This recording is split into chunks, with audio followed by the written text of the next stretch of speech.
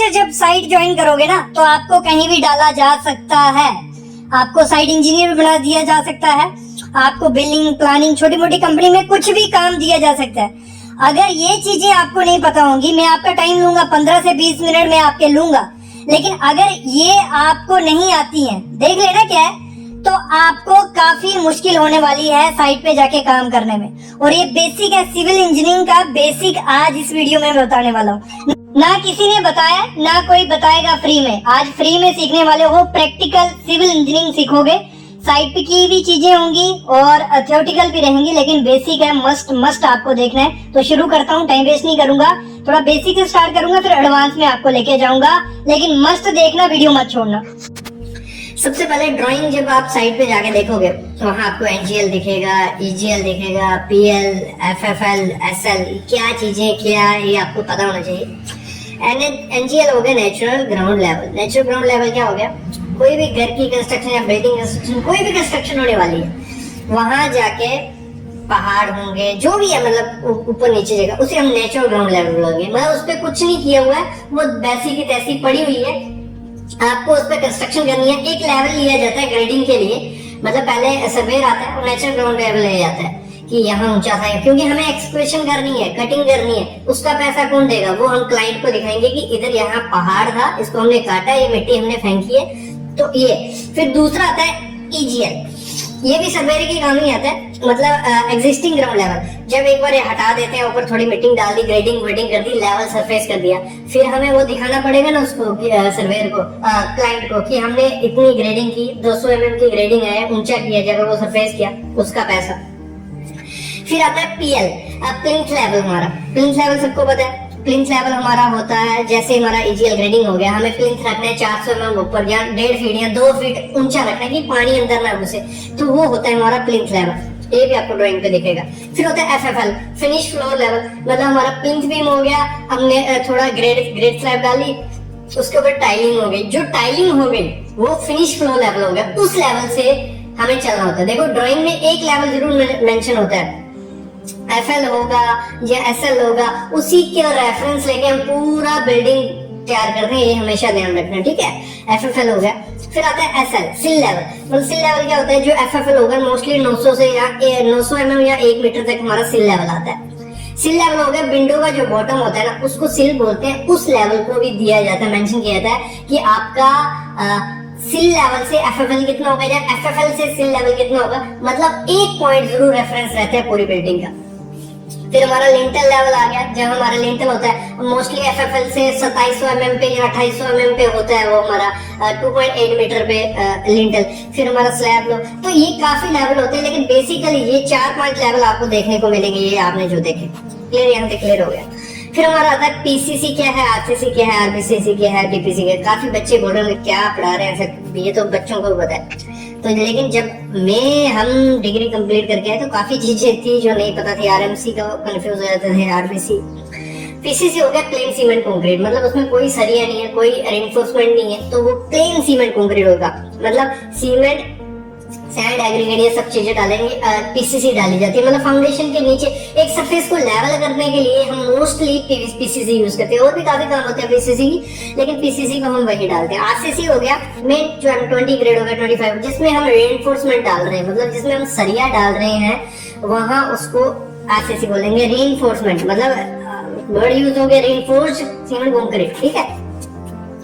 RBC हो गया जिसमें हम रेनफोर्समेंट भी डाल रहे हैं और ब्रिक यूज कर रहे हैं वहां, तो वो आरबीसी हो गया। वहां ब्रिक भी यूज हो रही है और सरिया भी यूज हो रहा है। सरिया के बीच में ब्रिक डाला जाता है। कहाँ होता है ये?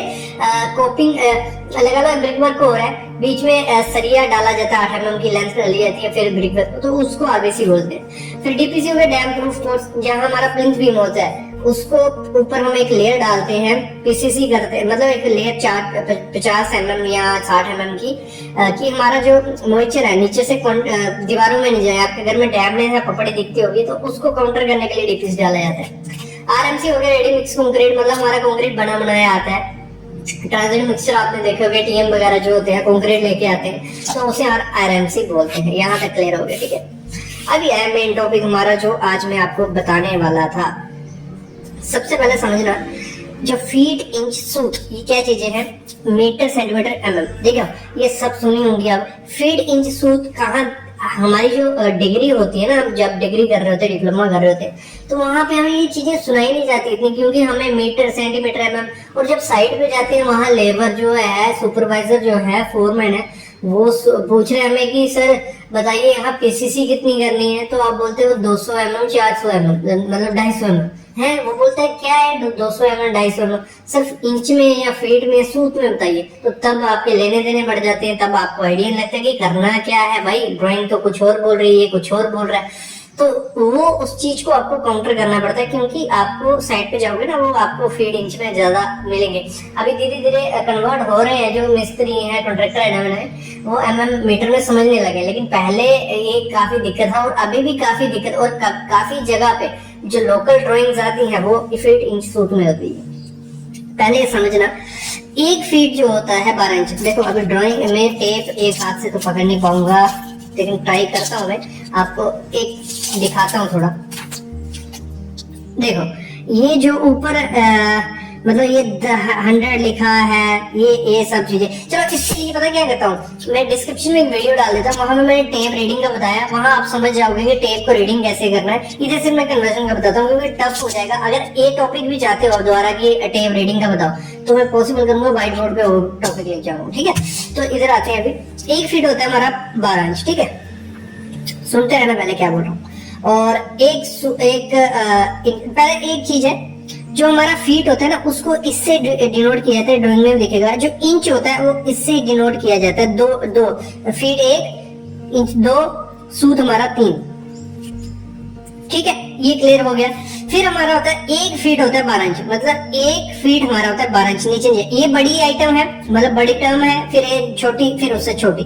1 फीट हो गया 12 इंच, और 1 इंच हो गया हमारा 8 सूत। क्लियर, ये पूरा उस पे मेंशन होता है टेप पे, ये मैं कोई अपने से नहीं बता रहा। तो देखो आपको कन्वर्जन करने में दिक्कत आएगी, क्योंकि कोई बोलेगा एक एग्जांपल लेते हैं, ठीक है। 3 फीट कितने इंच हुए, आपको कोई पूछ ले, ठीक है, 3 फीट कितने इंच हुए, तो आपको क्या करना है, जब भी आप फीट में से इंच जाओगे, मतलब बड़े में से छोटे में जाना है, ठीक है, तो आपको करना है मल्टीप्लाई किस चीज को करना है, हमें पता चल गया 1 फीट होता है हमारा 12 इंच, पता चल गई हमें। तो हमें क्या करना है, जब भी हमें कोई बोलेगा फीट को इंच में करो, हमें 12 से मल्टीप्लाई कर देना। कोई बोलता है हमें 8.5 फीट कितने इंच हुए, तो आपको कर देना 12 से इसको मल्टीप्लाई जल्दी। अभी एग्जांपल लेते हैं, 3 फीट कितने इंच हुए, 3 × 12 हम करेंगे, तो हमें पता चल गया 36 इंच हुए। सर जी कितना हुए, 36 इंच। तो कोई किसी को बोलने जा रहा है 36 इंच पे स्लैब डाल दे, जो भी करना है कर ले, तो आप इस हिसाब से समझा सकते हो। फिर आता है आपको इंच में इसको फीट में जाना, मतलब हमने कहा था बड़े में से छोटे में जाओगे तो आपको मल्टीप्लाई करना है, और छोटे में से बड़े में जाओगे तो आपको डिवाइड करना है। वैसे ही 36 इंच मतलब छोटे हमें फीट में जाना है, तो आपको कोई पूछेगा 36 इंच कितने फीट हुए जी, तो आप बता सकते हो 36 डिवाइड बाय 12, तो हमारा हो गया 3 फीट।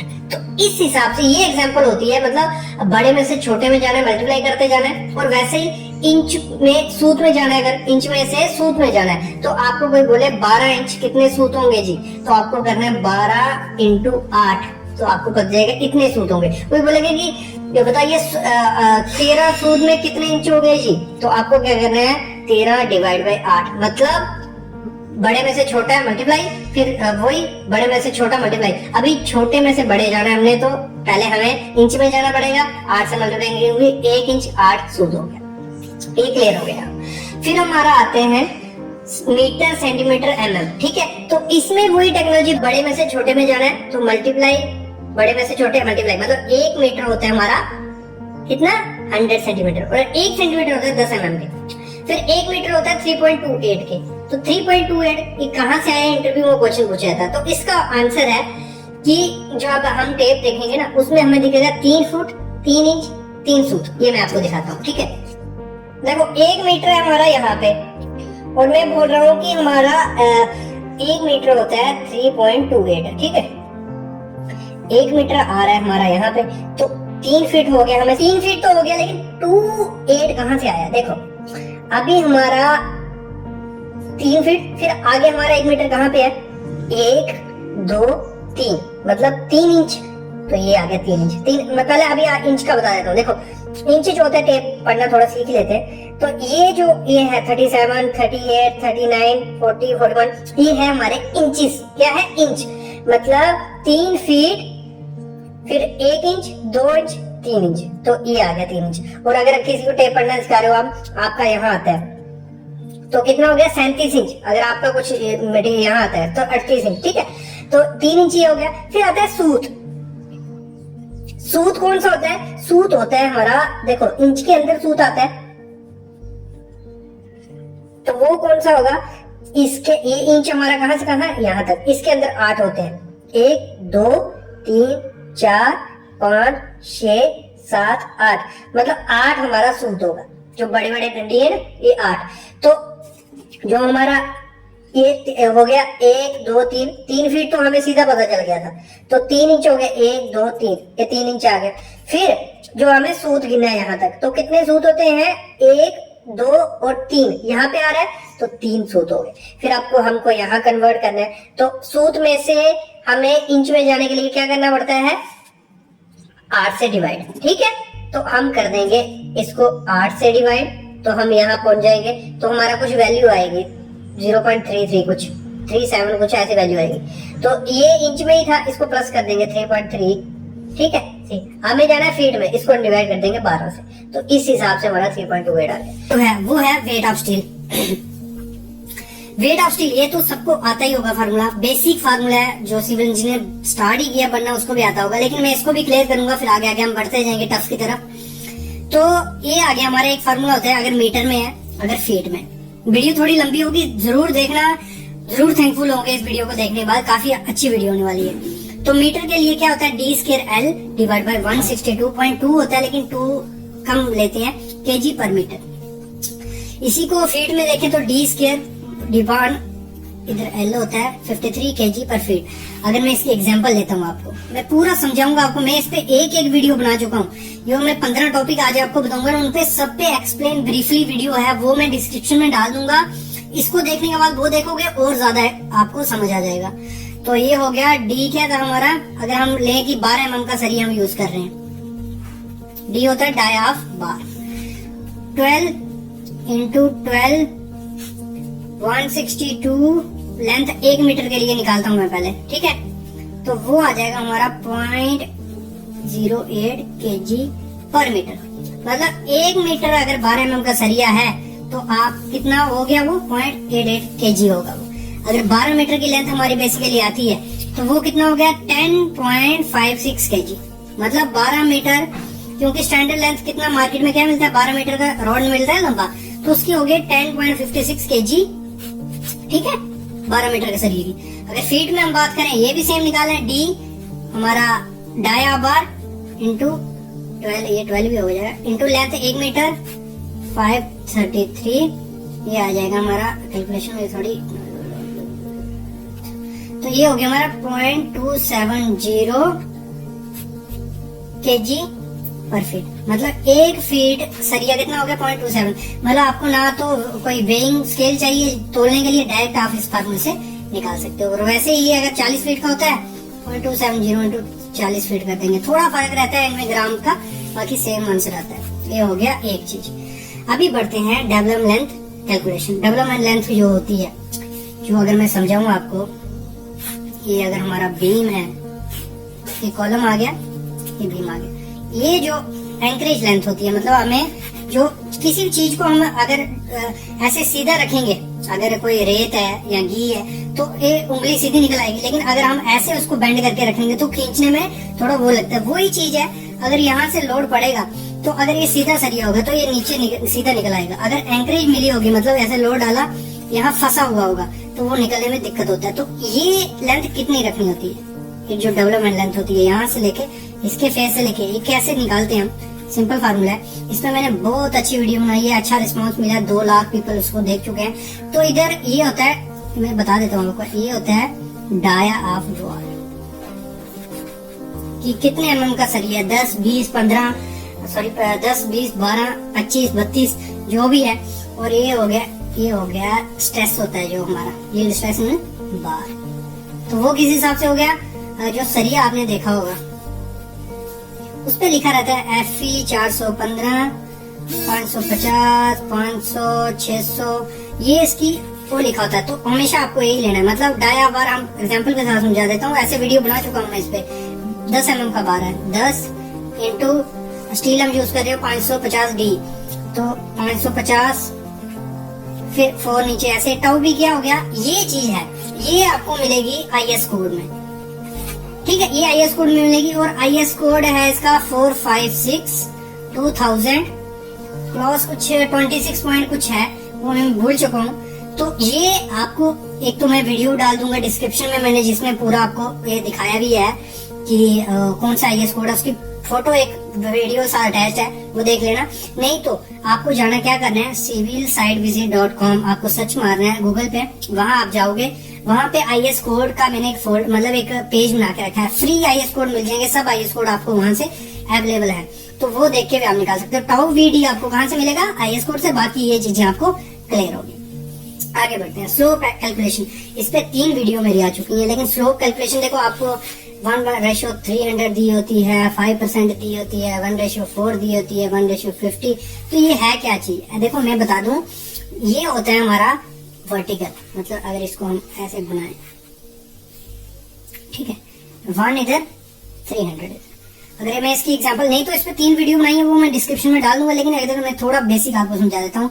क्या सिंपल क्या करना होता है आपको, ये जो होता है ना, इसको कन्वर्ट कर लेना है। ये आ जाएगा 1000 डिवाइड 300, तो ये हो जाएगा 10 mm। मतलब हर मीटर पे आपको 10 mm स्लोप देते जाना है। ये इसका कहने का फंडा। क्लियर? इसके लिए मैं 3 वीडियो डाल देता हूँ डिस्क्रिप्शन में। ओके, नेक्स्ट बढ़ते हैं। ये काफी अच्छा है, ये आपको पता होना ही होना चाहिए, मस्ट मैं बोलूंगा ये पता होना चाहिए। क्या है, mass equal to volume to density. ये एक ना, मतलब एक हार्ट बोलते हैं ना, इंसान का क्या चीज है जो चलती रहनी चाहिए, हार्ट। तो ये वही चीज है, ये आपको पता ही होना चाहिए। क्या है, mass into volume into density. इससे आप वेट भी निकाल सकते हो किसी मटेरियल का, डेंसिटी, वॉल्यूम। ये बहुत अच्छा फार्मूला, मेरा फेवरेट फार्मूला है ये। अगर इसकी मैं एक एग्जांपल दिखाता हूँ, अगर हमें निकालना है बोरी का, एक सीमेंट बैग का, तो चलो एक पहले हम निकाल देते हैं वॉल्यूम कितना होता है सीमेंट बैग का। तो उसके लिए क्या करना पड़ेगा, हमें मास पता होता है बैग का कितना होता है, 50 kg। डेंसिटी हमें पता होता है 1440 सीमेंट की kg पर MQ। तो ये हो गया वॉल्यूम, हमारा इधर से निकल जाएगा, सिंपल। पर इसको डिवाइड करेंगे तो हमारा कितना आएगा, ये आ गया हमारा 0.034। ठीक है, वॉल्यूम इतना आ गया हमारा, इससे निकल गया। देखो इससे वो भी निकल गया। अगर हमें इसका मास निकालना हो सीमेंट बैग का, तो मास इक्वल टू वॉल्यूम कितना था 0.34 इंटू डेंसिटी कितनी होती है 1440। आपको सिर्फ डेंसिटी रट के रखनी है। स्टील की कितनी होती है 7850, और सैंड की 1600, बजरी की 1900। ऐसी डेंसिटीज आपको मिल जाएंगी। इस पे वीडियो बनाया हुआ मैं, डेंसिटी कितनी होती है। तो अगर हमें इसको मल्टीप्लाई करेंगे, हमें मास मिल जाएगा। अगर कोई स्टील का वेट निकालना है आपको, स्टील का वेट, तो वॉल्यूम निकालने के लिए क्या करना है, अगर आपका एक स्टील की प्लेट है, length breadth height, length volume निकालेंगे, लेंथ ब्रेड्थ हाइट करोगे, वॉल्यूम मिल जाएगा। और उसकी डेंसिटी कितनी होती है 7850। तो उस स्टील प्लेट की आप मजे से वॉल्यूम निकाल दोगे कि वो स्टील प्लेट कितनी भारी है बिना उसको तोले हुए। चलो ये हो गया, अभी आगे बढ़ते हैं। ये इंपॉर्टेंट फार्मूला है, इस पे वीडियो बना चुका हूँ 2। तो ये क्या कहता है, जो हमारी ट्रेपेजोइडल फुटिंग होती है, अगर मैं बना के दिखाऊं आपको ट्रेपेजोइडल फुटिंग कैसे दिखती है, ये आ गया हमारी ट्रेपेजोइडल फुटिंग। अगर मैं इसको ऐसे दिखाऊं, ठीक है, तो फार्मूला क्या कहता है ट्रेपेजोइडल फुटिंग का, 1/3 ऐसे रहेगा। A1 क्या है, A1 आ गया ये वाला एरिया। अगर ये 1 मीटर लंबा है, ये ऐसे इधर से लेके 1 मीटर, इधर से लेके इधर 1 मीटर, तो ये एरिया आ जाएगा 1 into 1, ये आ गया 1। A2 क्या है, ये नीचे वाला एरिया, ये वाला। अगर ये 2 मीटर है, ये 2 मीटर है, इधर भी 2 मीटर, इधर 2 मीटर, तो A2 क्या आ जाएगा 4। ठीक है, तो ये 1/3, 1 + 4 √1 into 4, h क्या आ गया हमारा, ये हाइट, ये जो हाइट होगी फुटिंग की। और नीचे वाला था सिंपल, जो नीचे वाले फुटिंग रहती है उसका तो लेंथ ब्रेड्थ इंटू हाइट हो जाएगा। तो ये क्लियर हो गया। ये फार्मूला आपको रट के रखना है, और ये फार्मूला आपको मैं वीडियो डाल देता हूँ कैसे हम फुली निकालते हैं, उसमें अच्छे से ब्रीफली बड़े अच्छे से बताया मैंने पूरा ब्रीफ करके। इधर नहीं बता सकता क्योंकि ये वीडियो हो जाएगी, अगर मैं सब टॉपिक क्लियर करने लगा ना 1 घंटे की वीडियो हो जाएगी, भाग जाओगे आप देखोगे। इसमें मैं फार्मूला क्लियर कर दूंगा, थोड़ा आइडिया दे दूंगा, बाकी आप वहाँ देखो। अगला है एरिया ऑफ इरेगुलर लैंड। देखो क्या होता है, आपने लैंड कभी सीधी लैंड तो मैंने मोस्टली देखी नहीं है, ऐसे टेढ़ी मेढ़ी लैंड होती है हर जगह। तो इसको कैसे आप मतलब इसका एरिया कैसे निकालोगे, कैसे ये कितना एरिया है कैसे निकलेगा। पहले तो ये लेंथ मिल जाती है हमें, इधर से इधर नाप लिया 2 मीटर हो गया, इधर से इधर, इधर से इधर। फिर हमें ट्राइंगल बनानी होती है इस चीज की, ये ट्राइंगल सॉरी इधर आएगा, ट्राइंगल बन गई, ये ट्राइंगल बन गई, फिर ये ट्राइंगल बन गई, और जितनी ट्राइंगल निकल सकती है उतनी ट्राइंगल आप निकाल लो। सॉरी ये स्क्वायर, इसको रेक्टेंगल ले लो आप, कोई दिक्कत नहीं। तो ये ट्राइंगल बन गई, तो जितनी ट्राइंगल होंगी उतना वो निकाल लेना है। फिर आपको ये फार्मूला, हीरोइन फार्मूला इसे हम बोलते हैं। तो एस क्या है, ऐसे ये क्या है, तो इसके लिए क्या करता है, इस एस का फार्मूला होता है ए प्लस बी प्लस सी, और ए प्लस बी सी क्या है, हम इस ट्राइंगल को उठा लेते हैं, ये ट्राइंगल है, ये ट्राइंगल हमारे आगे हमने ये नापा हुआ है कितना, ए बी सी।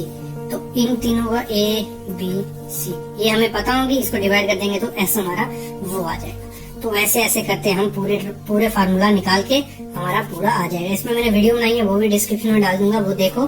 बाकी हीरोइन फार्मूला ये हो गया। नेक्स्ट बढ़ते हैं लेंथ ऑफ क्रैंक बार।